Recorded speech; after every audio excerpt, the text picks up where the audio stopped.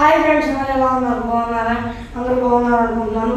మరి ఈరోజు దేవుని వాగ్దానంతో నేను మీ ముందుకు వచ్చాను. ఈరోజు దేవుని వాగ్దానం కీర్తన గ్రంథము 20వ అధ్యాయము 4వ వచనము. నీ కోరికను సిద్ధింపజేసి నీ ఆలోచన యావత్తును సఫలపరచును గాక.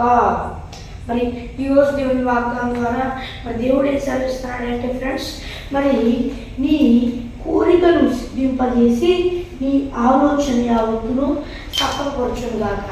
ఎవరు? దేవుడు అన్నమాట. మరి దేవుడు ఏం సెలవిస్తున్నాడంటే, నా కుమారుడా, నా కుమార్తె, నీ కోరికలు నేను సిద్ధింపజేసి నీ ఆలోచన యావత్తును సఫలపరుస్తాను, భయపడదాక నా బిడ్డ అని మరి సెలవిస్తున్నాడు అన్నమాట దేవుడు. మరి ఎలాంటి పరిస్థితుల్లో ఉండి ఈ వాగ్దానం చూస్తున్నారు నాకైతే తెలియదు. కానీ ఫ్రెండ్స్, దేవుడికి మీరేమైతే కోరుకుంటారో దేవా నాకు ఇది దయచేయి అని మీరేమైతే కోరుకుంటారో దేవుడిని అది తప్పకుండా దయచేస్తానని ఆయన సెలవిస్తున్నాడు అన్నమాట. ఎట్లాంటి ఇబ్బందికరమైన పరిస్థితుల్లో ఉండి ఉన్నారో నాకైతే తెలియదు. అయ్యా అని దేవుని కోరుకున్నా, దేవుని వేడుకున్నా, ఆయన మొరను వింటాడు. మరి ఎలాంటి పరిస్థితుల్లో ఉన్నా భయపడవాకండి, జడియవాకండి. ఆయన సెలవిస్తున్నాడు, నీ కోరికను సిద్ధింపజేసి నీ ఆలోచన యావత్తును సఫలపరుస్తాను అని సెలవిస్తున్నాడు అనమాట. మనం దేవునికి ఇష్టానుసారంగా ఉన్నట్లయితే తప్పకుండా మన జీవితాల్లో నెరవేరుస్తాడనమాట దేవుడు. భయపడాల్సిన అవసరం లేదు. దేవుడి మనం ఏదైతే కోరుకుంటామో, మనం ఏదైతే ఆశిస్తామో ఇదంతటినీ మనకు అనుగ్రహించి మనం గొప్పవారిగా చేస్తాడనమాట. అయితే మనం దేవుడికి ఇష్టానుసారంగా జీవించాలన్నమాట. ఎందుకో తెలుసా? దేవుడికి ఇష్టానుసారంగా జీవించినప్పుడు మరి దేవుడు ఇవ్వాలి అని ఆశిస్తాడు. అలాగే ఇంకోటి ఏంటో తెలుసా? ఆయన ఇష్టానుసారంగా జీవించేవారు ఆయన ఇష్టానుసారమైన అడుగుతారనమాట. మరి ఎగ్జాంపుల్గా చూసుకున్నట్లయితే ఎంతోమంది దేవుని ఎందు భయభక్తులు కలిగిన భక్తులు ఉన్నారు. దావీదు తన కావచ్చు, ఎంతోమంది దేవుని ఎందు భయభక్తులు కలిగిన వాళ్ళు ఉన్నారు. వాళ్ళ కోరిక సఫలమైంది, వాళ్ళ ఆలోచన యావత్తు సఫలపరచబడింది తప్ప ఎన్నడూ కూలిపోవాలా. వాళ్ళతో దేవుడు ఏం చెబుతాడో సఫలమైంది. అలాగే ఇంకెన్నో విషయాలు వాళ్ళకు గొప్ప కార్యాలు జరిగినాయి. మరి కాబట్టి మీరు ఎలాంటి పరిస్థితుల్లో ఉన్నా భయపడవాకండి ఫ్రెండ్స్. మరి దేవుడు మీ ఆలోచన అంతటినీ సఫలపరుస్తానని సెలవిస్తున్నాడు. అదొకటే కాదు, మరి మీ కోరిక ఉంది కదా, దాన్ని సిద్ధింపజేస్తానంటున్నాడు. మరి మీరు దేవుడికి ఇష్టానుసారంగా బ్రతకండి ఫ్రెండ్స్, అప్పుడు తప్పకుండా ఈ కార్యాన్ని దేవుడు చేస్తాడు. అయితే ఒకటేంటంటే, దేవుని అందుకు భయభక్తులు కలిగి బతుకుతారే కానీ అడిగేది కూడా చందాలకి అడుగుతారనమాట.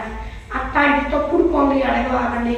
మీ మనసాక్షి తెలిసింది ఇది తప్ప కాదా అనేది మీకు తెలుస్తుంది అనమాట. మీకు ఏదైతే దేవుడిని అడగాలి అనిపించిందో అది కరెక్టు అని మీ మనసు తోరుస్తూ ఉంటే తప్పకుండా దేవుడిని అడగండి, దేవుడు తప్పకుండా ఇస్తాడు. అయితే దానికి కొంత సమయం అనేది పట్టొచ్చు అనమాట.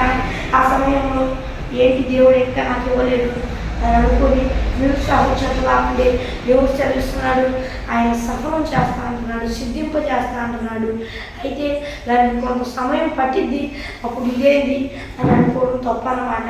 మరి దేవుడు చదివిస్తున్నాడు ఏంటంటే, నా కుమారుడా, నా కుమార్తె, నీ కోరికను నేను సిద్ధింపజేస్తా, నువ్వు భయపడవాక, జడివాక, నేను నీకు తోడుగా ఉంటాను. ఎందుకు భయపడుతున్నావు?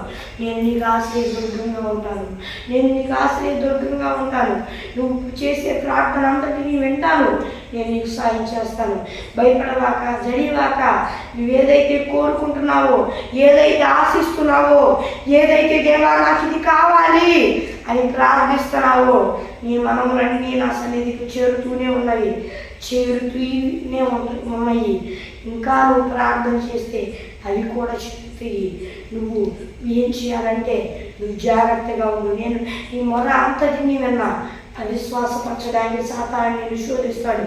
వాడి మాటలకి తల వంచవాక, వాడికి లోబడక నువ్వు నాకు ఇష్టానుసారంగా బతుకు.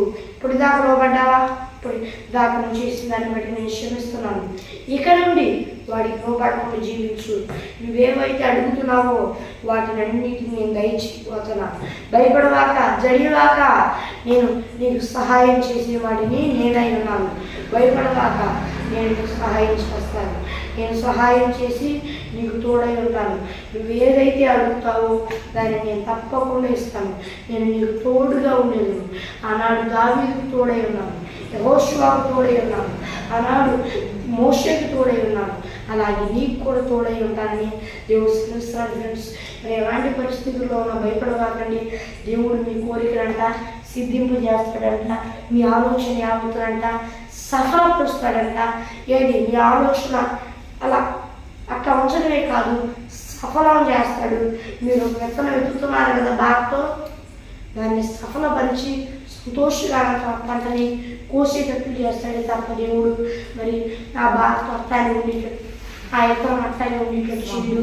మీరు ఏదైతే అడుగుతారో, ఏదైతే కోరుకుంటారో, మీరు ఏదైతే విత్తనం ఎత్తుతారో సంతోషంగా పంట కోసేటట్లు దేవుడు మీ జీవితంలో అద్భుత కార్యాన్ని చేస్తాడు.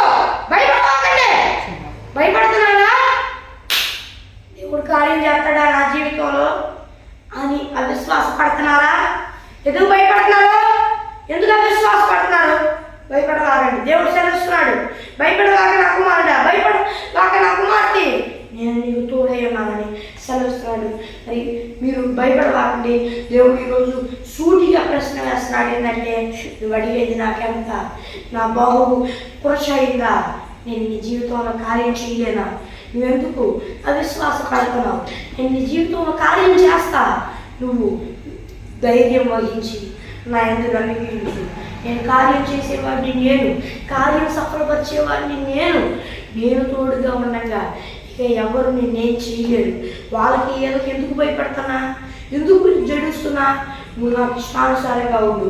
నీ ఆలోచన ఏందో అదంతటినీ నేను నీ పక్షం నెరవేర్చి నీకు అద్భుత కార్యం చేస్తాను. భయపడవాక కుమారుడ, భయపడవాక నా కుమార్తె అని మరి దేవుడు సెలవుస్తున్నాడు. ఫ్రెండ్స్, మీరు ఎలాంటి పరిస్థితుల్లో ఉండి ఈ వాగ్దానం చూస్తున్నారు నాకైతే తెలియదు, కానీ భయపడవాకండి, జడివాకండి. మీ ఆలోచన అంతటినీ దేవుడు సఫలపరచబోతున్నాడు. మీరు ఏదైతే జరగాలి అని ఆశిస్తారో, మీకు ఒకటి వస్తువు కావాలనుకోండి, ఆ దేవుడు దయచేస్తాడు. విశ్వాసంతో ప్రార్థించండి. అబ్రహాము దేవుడివే, నా దేవుడు అయ్యా, అబ్రహాం ప్రార్థన విన్నావు, ఈరోజు వాగ్దానంతో చెప్పావు కదా నువ్వు అని ప్రార్థించండి.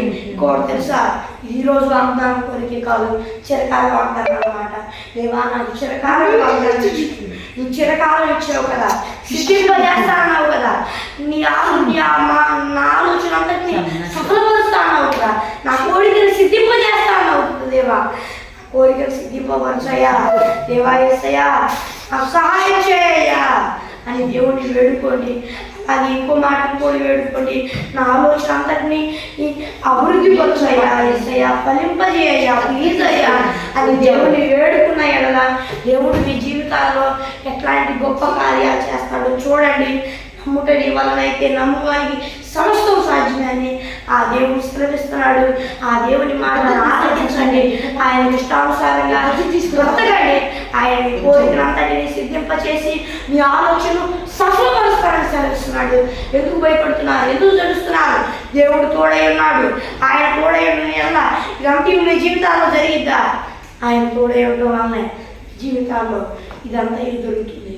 భయపడవాకండి, జడివాకండి, నేను మీకు తోడుగా ఉన్నానని దేవుడు సెలవిస్తున్నాడు. ఫ్రెండ్స్, కాబట్టి భయపడక జడియక దేవుని అంత విశ్వాసం ఉంచండి. ఆయన మీ కోరికను సిద్ధింపజేసి మీ ఆలోచన యావత్తును సఫలపరుస్తాడు. భయపడవాకండి, వాకండి. మరి దేవుడి మాటలు ఆశీర్వదించుకుని కాక మరి చిన్న ప్రార్థన చేసుకుందాం. పరలోకమందున్న దేవా, ఈ వాగ్దానం ద్వారా ఈ బిడ్డలతో సూటిగా స్పష్టంగా మాట్లాడినందుకు ఇలాగే పూర్ణ స్తోత్రాలు చెల్లిస్తూ ఉన్నాను.